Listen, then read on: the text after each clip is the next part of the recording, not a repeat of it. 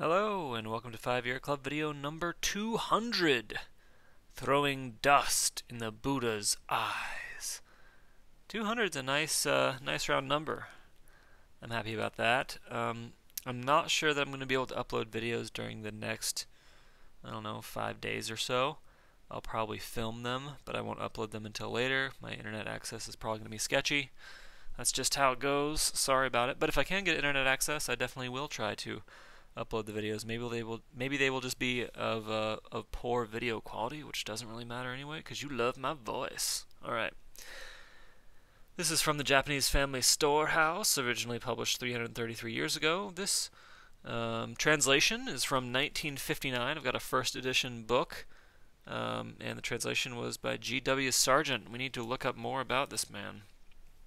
I'm pretty sure he introduces some kind of like English phrasings into the text rather than a direct translation to make it a little bit more friendly to English people. But anyway, on with the show. It was in Fushimi long ago when Hideyoshi was lord of the castle, and when daimyo from every quarter of Japan were congregated there, that the name Daydreamer was first bestowed on a mendicant pray chanter.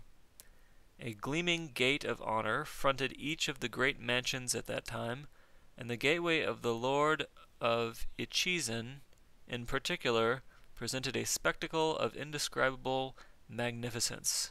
Haha, Ichizen's got a big cheese gate. Alright.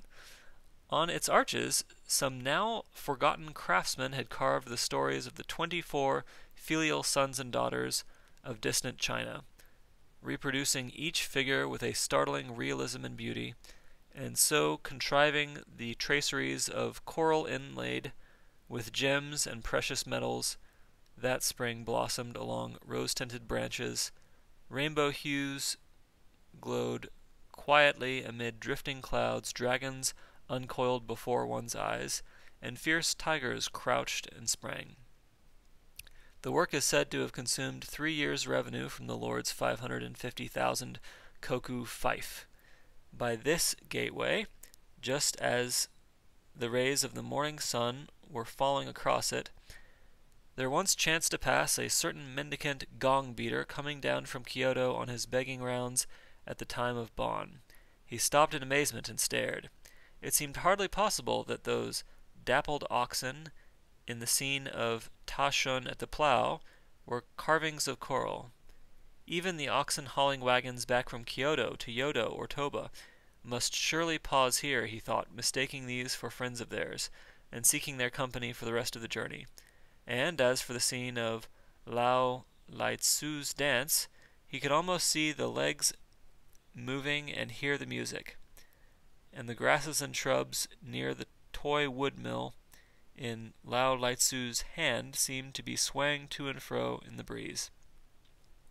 Then there was Ko Chu's unearthing of the great golden stewing pot, too grand for boiling tea or cooking the dinner, of course, but if broken up into koban, it would keep a man free of work for a lifetime.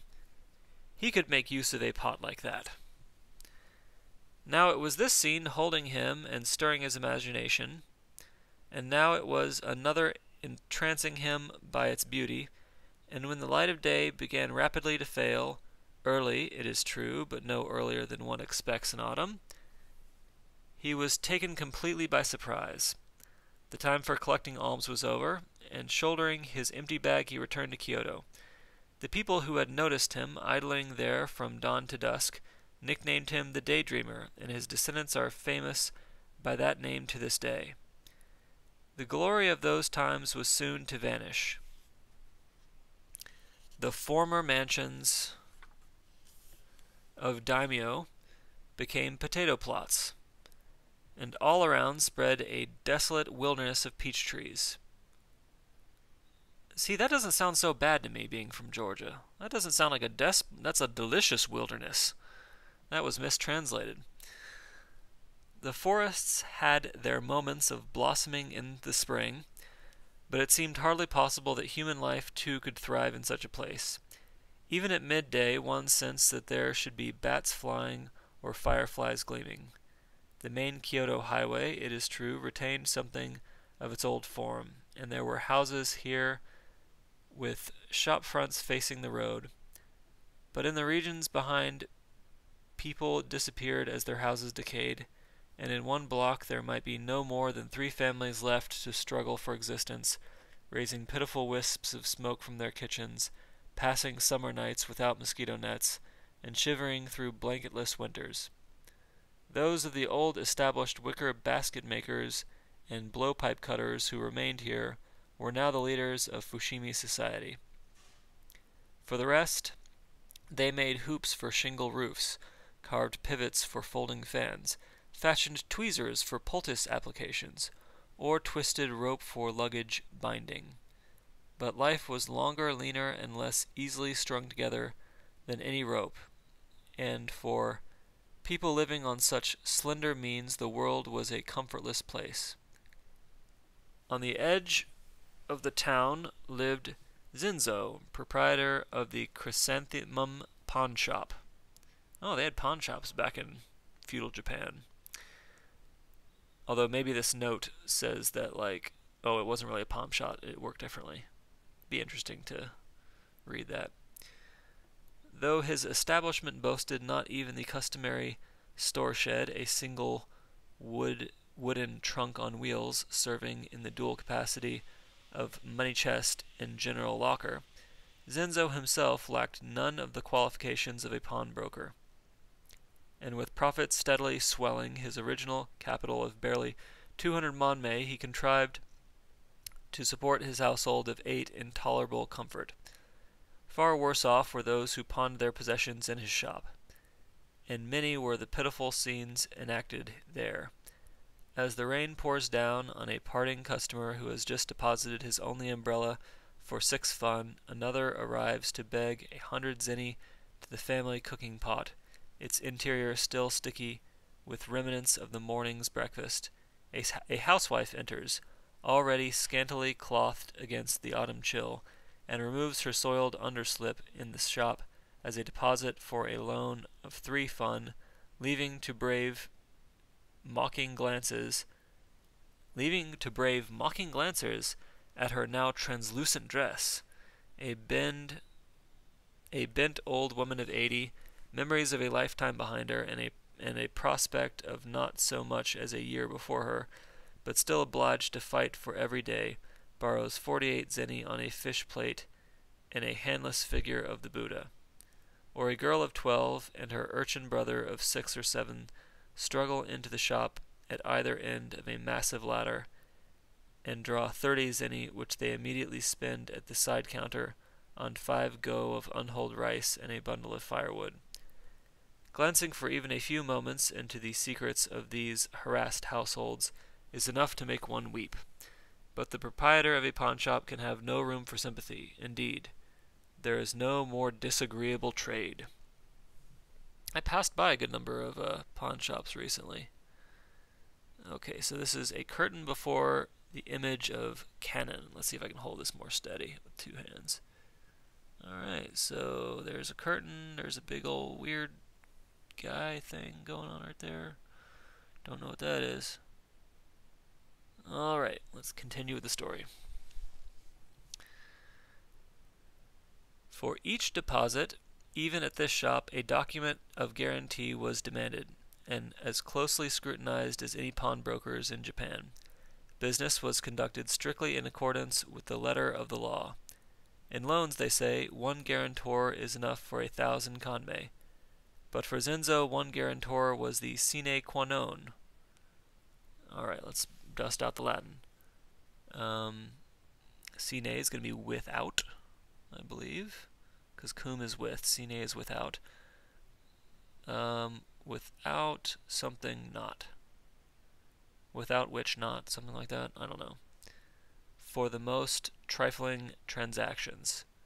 His profits were small, but they mounted up, and in 4 or 5 years he had made a sum of more than 2 kanmei. But I thought he started with 200. Maybe he started with 200 manmei. I get confused. He was a mean-minded man with no sympathy to spare for others, and since he had never once visited even Abbot Kosen's temple, which was practically on his doorstep, nor entered the Fushimi Goko shrine at a festival, nor ever troubled to offer a prayer to God or Buddha, people were not a little surprised when he suddenly manifested a reverence for the canon of the remote Hase temple. Has temple? I don't know.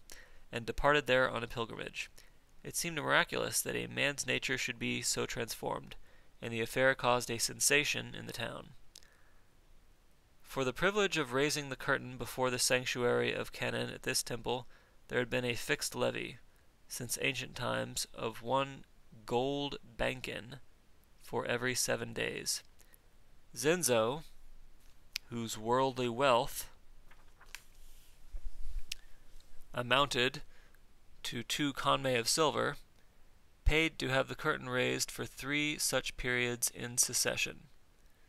His name was on the lips of everyone in the temple, from the head priest down, and it was remarkable that such zeal for salvation was unprecedented.